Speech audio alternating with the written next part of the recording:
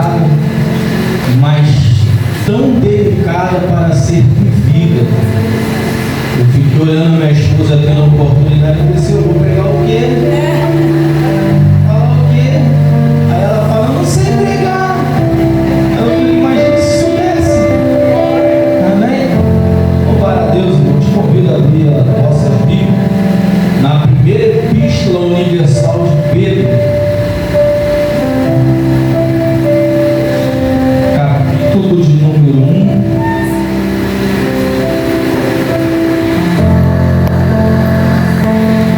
A partir do versículo 13, que é o versículo de número 20. Talvez, como sua adivinha também é pecado, você pensou assim: mas a campanha não está lá em Levítico, capítulo 20, versículo 7. Tu vai ver que eu não estou saindo do texto. Amém? Ele achou de graças a Deus. Deus colocar no teu coração, deixa Deus te usar. E diz assim a epígrafe: exortação à santidade. Versículo de número 13. Portanto, cingindo o vosso lombo do vosso entendimento, sede sóbrios e esperai inteiramente na graça que vos ofereceu na revelação de Jesus Cristo, como os filhos obedientes, não vos conformando com as consciências que antes havia em vossa ignorância, mas, como é santo aquele que vos chamou, sede vós santo em toda a vossa maneira de viver. Porquanto está escrito: sede santo, porque eu sou santo. E se invocares por Pai aquele que sem exceção de pessoa julga segundo a obra de cada um, andai em temor durante o tempo da vossa peregrinação, sabendo que não foi com coisas corruptíveis, com prata, ouro, que foste resgatado da vossa maneira de viver, que por tradição recebeste dos vossos pais, mas como o precioso sangue de Cristo, como de um cordeiro imaculado. Por aí tomar o seu assento nessa tarde.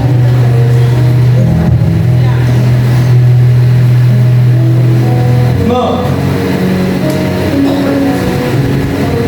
primeiro dia de campanha, repita-se comigo: a culpa não é dele, é de quem colocou o tema. Não quero problema. Irmão, o texto que é por base dessa campanha a respeito de santidade está no terceiro livro da Bíblia Sagrada, a qual em Êxodo encontramos o povo de Israel saindo do Egito em busca da terra prometida chamada Canaã. E vamos observar que no livro de Êxodo, quando o povo sai a coisa ali de maior empolgação. O povo sai adorando a Deus com uma intensidade, pastor Carlos, missionária banda muito grande. E é legal. Só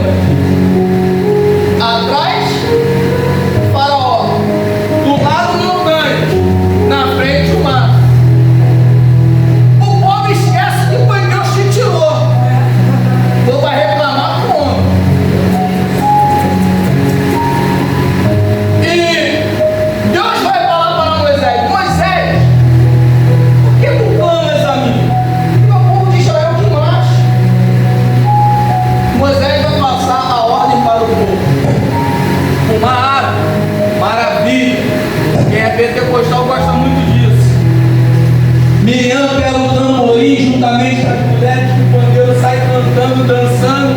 Mil maravilhas. O mar abriu. O povo atravessa. O povo atravessa. E após o povo atravessar, o mar fecha e mata Faraó juntamente com o seu exército. Legal, legal, maravilha. Só que o povo agora vai chegar num lugar chamado Mara. Porque as águas eram amargas. E vai reclamar por quê? Com Moisés chegou. Moisés, a água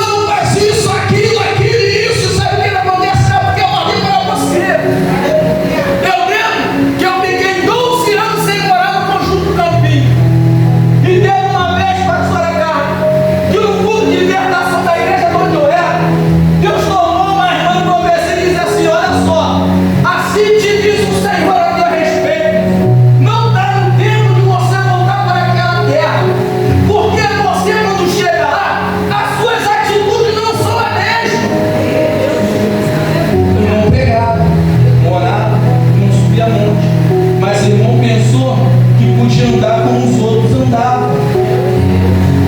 Sabe por isso? Porque estamos acostumados com o evangelho que Deus só fala assim. Será que Deus está falando assim mesmo? O não de Deus dói, mas sabe. O não de Deus dói, mas muda cenário. O não de Deus confronta, mas muda história. Voltando para cá. Os levitas ficavam encarregados da adoração. Os sacerdotes da preparação da oferta. Eu creio, vocês têm um pastor da aula de teologia aqui, eu acredito que ele já deu aula sobre o livro de Levítico. Vai dizer o quê? Ó, de cara, cria de bronze, altar do sacrifício. Não tem como eu oferecer altar sem antes me purificar. Não tem como eu oferecer um culto para Deus com a vida toda estragada. Primeiro eu falo, Deus me cura, me conserta, depois eu ofereço o culto. Eu não estou falando de roupa não, tá? Eu não estou dizendo para você ser manequim não. Estou dizendo para Deus transformar primeiro a sua mente. Deus transformando a sua mente, as suas atitudes vai ser diferenciado no teu cotidiano. Então o povo ficou muito fácil. Eu erro, pego oferta, a senhora sacrifício. Eu erro, eu ofereço isso, a senhora vai lá, oferece para Deus. Então, Deus foi dando ordem. Mas a ordem de Deus era, não se mistura. Não adora outros deuses. E o povo fez tudo ao contrário. Se tu prestar atenção, antes do povo entrar em Canaã, Deus já vai advertir o que é. Deus já vai dizendo, olha só, não se mistura. Não faça, não anda como ele. Mas Israel queria ser como o mundo é.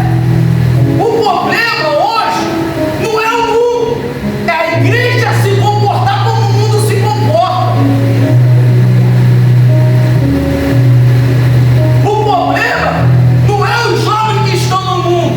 O problema é os jovens que estão dentro da igreja se comportar como aquele que está no mundo. O problema não é as mulheres, os anciãos, não. É minha conduta ser igual daquele que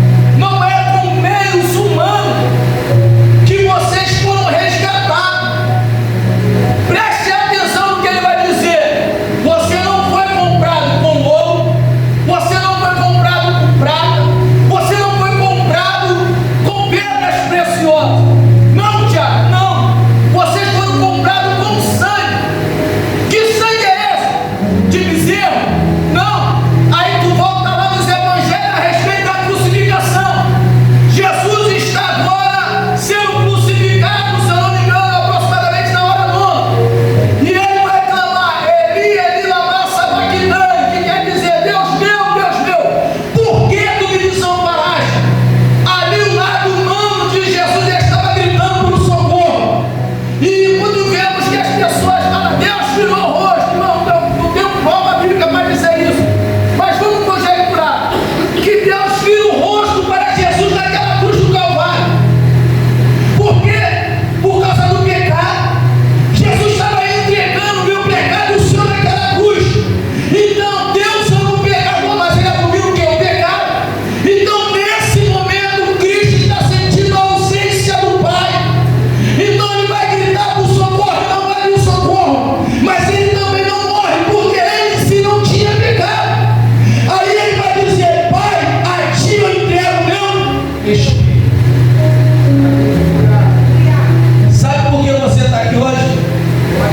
Você não consegue ver na minha vida e na sua o sangue, mas foi pago um preço. Não foi bezerro, não foi ouro, não foi prata, mas foi o próprio Cristo que se entregou. Porque enquanto os muitos estão dizendo, ela vai lá, mas não muda, o Senhor está lá dizendo lá em cima: Pai, dá mais uma oportunidade para ela, que eu sei que ela vai ser uma potência na tua presença. Enquanto o diabo está dizendo, ele não muda, Deus está dizendo lá em cima, perdão. O Filho está dizendo: Pai, dá mais uma oportunidade para ele, que através dele o Senhor vai mudar a história. Por que não está cheio hoje? Porque essa palavra é bonita, santidade, mas ela traz um confronto muito grande para a nossa alma. Por quê?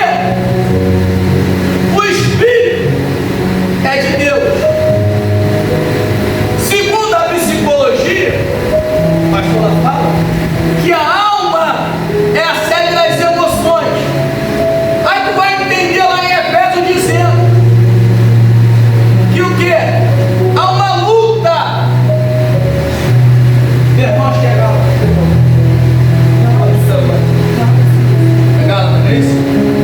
Vai dizer que há uma luta entre o espírito e a carne. A carne contra o espírito. A carne diz: mete a mão na orelha dele, mostra que tu não é bobo. O espírito fala assim: pede perdão porque eu quero transformar. A carne diz assim: roda a baiana, fala o que tu quer, bota o dedo na cara. O espírito diz assim: abençoa a vida dela porque tu é transformada. A carne diz: vai te dar satisfação. O espírito diz: esquece a casa do mulher e ora pela vida deles. E aí? O culto já começa a ficar diferente. Porque adorar a carne é fácil. Agora o Espírito traz confronto. Eu prestei, irmão. Eu aprendi a ser detalhista, aprendi a prestar atenção nas coisas. A irmã falou assim: eu só não saio como eu entrei aqui. Eu falei: ela não sabe como eu entrei. Eu falei assim: eu acho que há um confronto muito grande para ver qual a luta aqui está maior. Aí o Senhor falou assim comigo: enquanto ficar preocupado com a luta, você não vai resolver, mas deposita no meu altar, diante da minha presença, Tiago, para tu ver se eu não mudo o teu cenário, eu não mudo a tua história. Ai,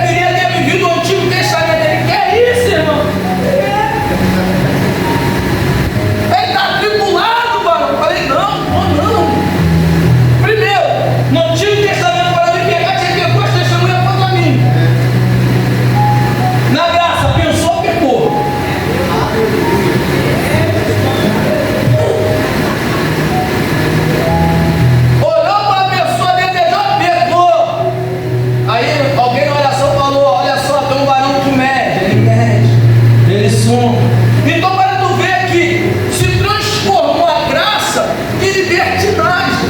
O que é libertinagem? Uma coisa sem ordem. Eu faço o que quero, eu sou do jeito que quero e pronto, aí vai. Não é assim, irmão. Quem quer que você vive dessa forma é o diabo. Por quê? Porque as coisas de Deus não é eu, é o texto. As coisas de Deus é com ordem e decência.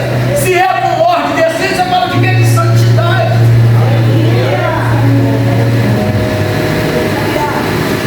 Aí pegamos uma carona no ladrão da cruz, mas o ladrão da cruz foi salvo. Aí eu aprendi com o pregador, mas só foi ele, tá? Ô irmão Thiago, tem que me orientar então. Não pare, não desista. A sua vida tem um propósito. É derrotado? Nada. É um fracassado? É nada. Passamos um processo. Semana passada nossa filha fez 17. Minha filha começou a se mutilar.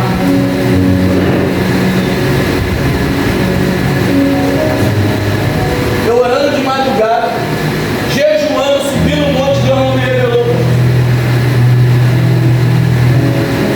Quando eu descobri, a primeira coisa que eu fui fazer foi questionar com Deus: Deus, não sou teu servo.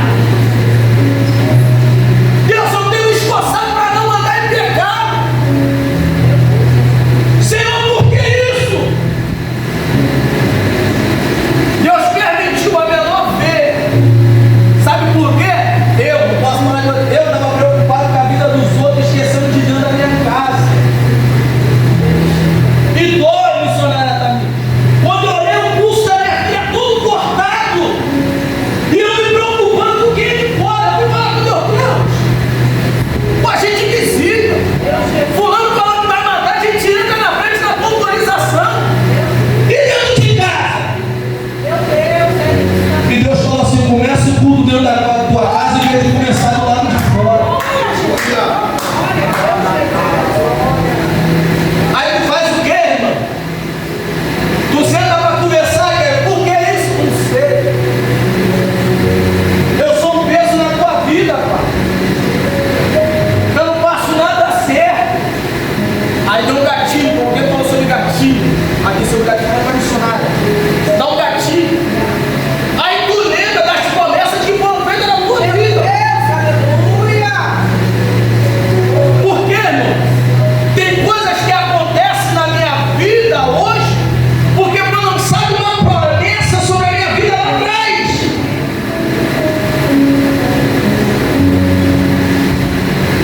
Santidade. A esposa está aqui, eu sou muito questionador. Japonesa Margarida. Eu sou muito questionador. Aí de madrugada eu perdi o sono. Aí o Senhor falou comigo: abre a minha palavra. O Senhor me levou lá no livro de Reis.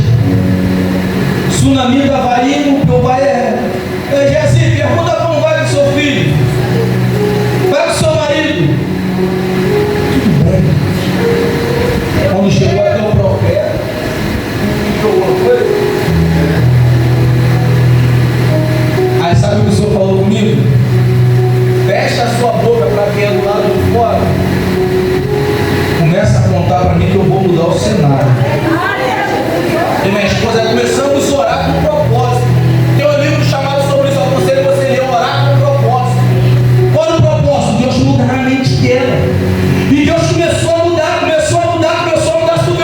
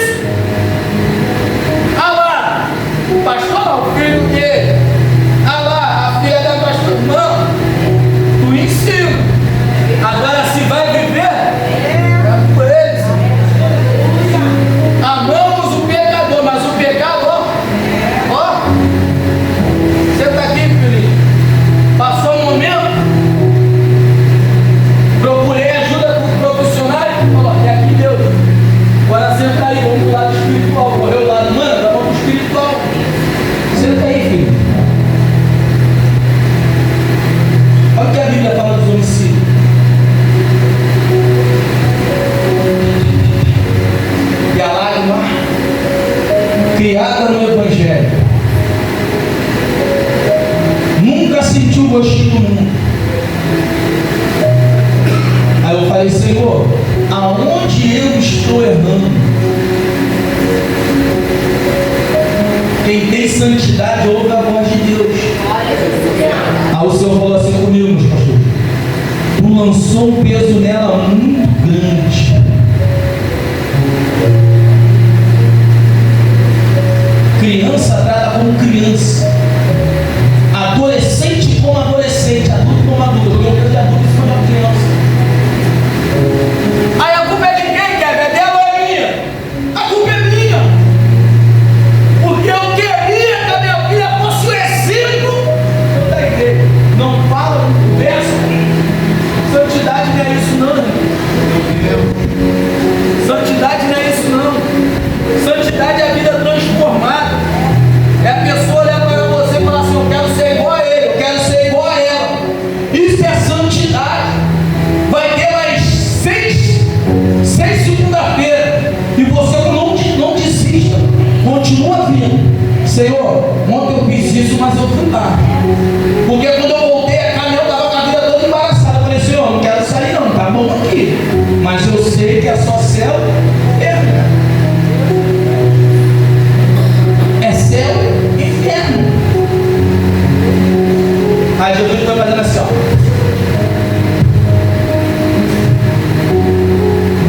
Aí ele fala assim: como não conseguiu? A esposa eu costumo falar: não é sobre mim, é sobre ele. Porque se você, voltando para finalizar, o livro de Levítico, ele vai falar da igreja, como eu falei no princípio.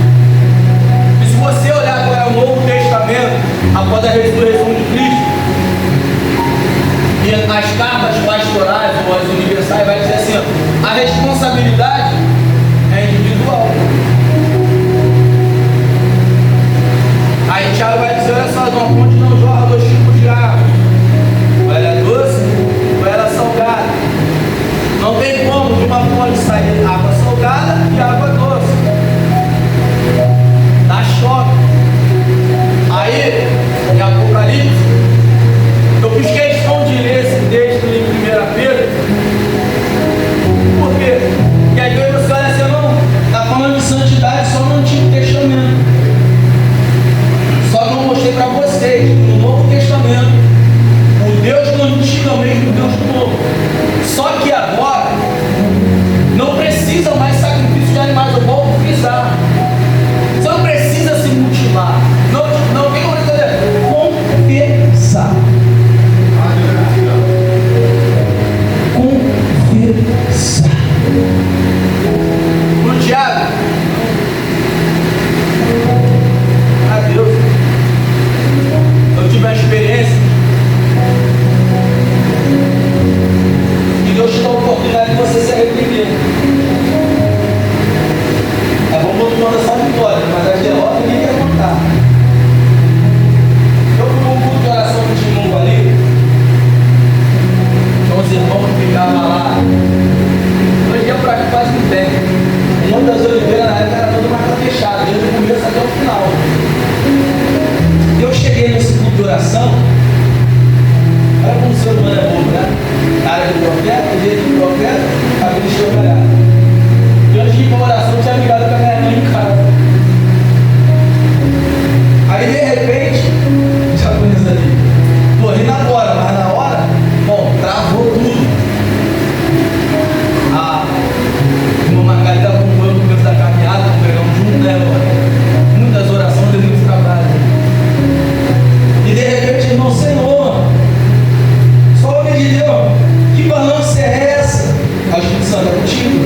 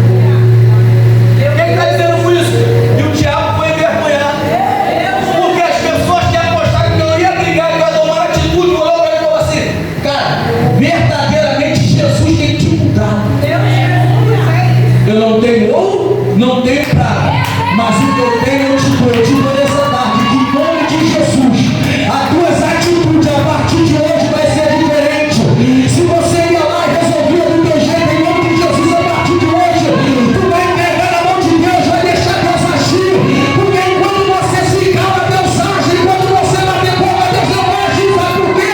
Nós temos um advogado!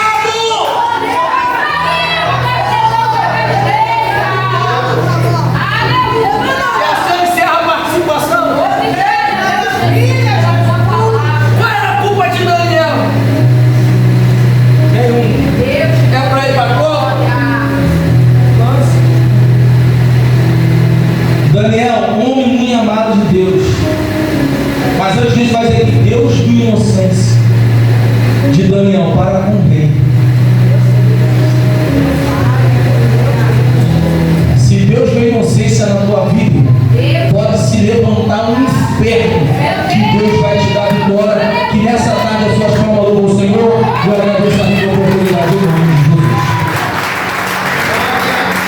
Glória a Deus.